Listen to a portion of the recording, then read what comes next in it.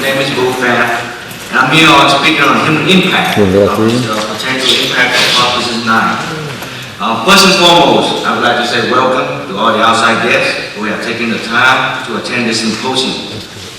On behalf of all the inmates and our families, we appreciate your energy and commitment in bringing to light the truth about Proposition 9.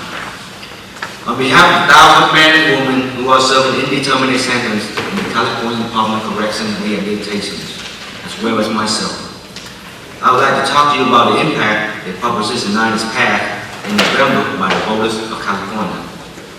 Above all, my heart go out, as always, to the families who have lost their loved ones to violence. I am truly sorry for the pain and suffering I have caused in my past by my actions.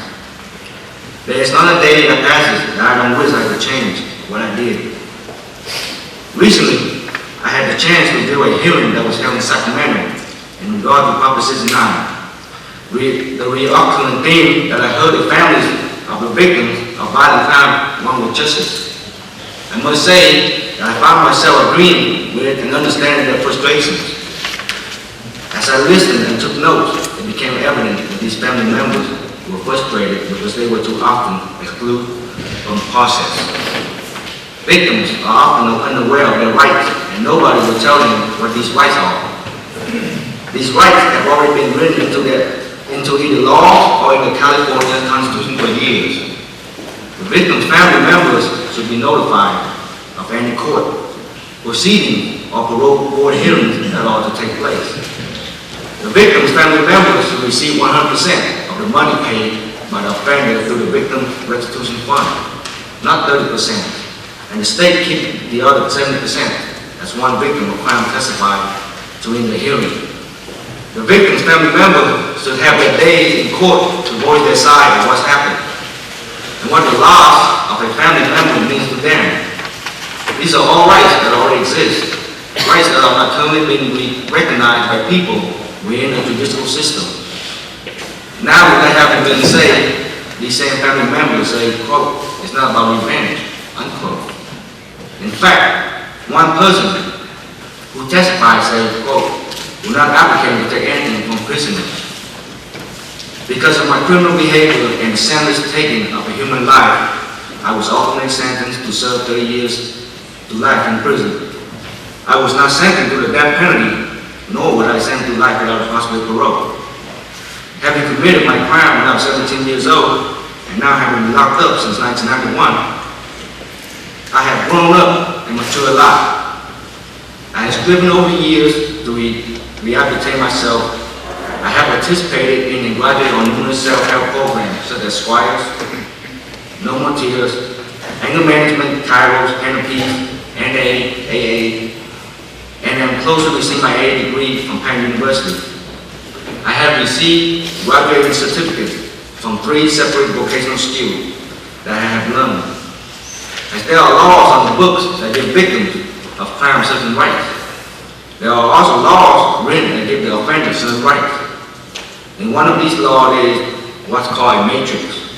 Once an inmate has completed a certain amount of years for a specific type of crime, he must have achieved some requirement in his rehabilitation before he can be paroled. Just like the specific laws and rights that victims have that are not obeyed, followed or recognized at times.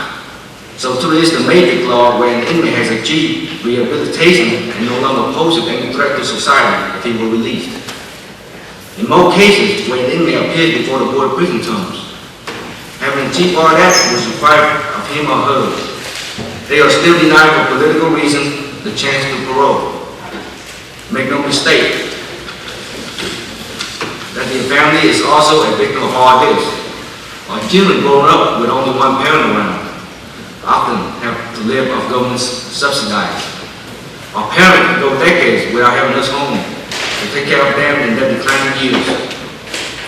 When an offender has served twice the amount of time than what the matrix calls for by law, that is injustice. I must make this very clear. The time I've been away from my family has been heartbreaking for them, as well as for myself. I am solely responsible for that pain that I caused on both sides. I understand the frustration on the victim side. Proposition 9 will not give the victim any more justice than the current laws that are on the books do. It won't guarantee that the prosecutor will inform a family member of an upcoming court hearing. Proposition 9 will not stop the state of California from taking a 7% cut from the victim's fund. Proposition 9 doesn't change any fact that the victim's family can speak at a parole hearing for the offender. In closing, I would like to say, I, along with many other inmates, have great remorse for the crime we have committed.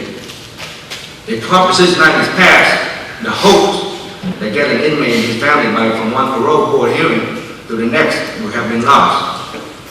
15-year apart parole board hearing is unacceptable.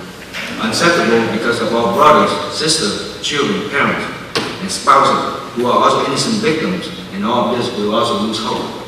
Hope that their loved one who has become rehabilitated will be sentenced essentially to the death sentence in prison. All the work and effort by many likely inmates to rehabilitate themselves will be for nothing more than being a rehabilitated, incarcerated inmate. So therefore I say thank you for today.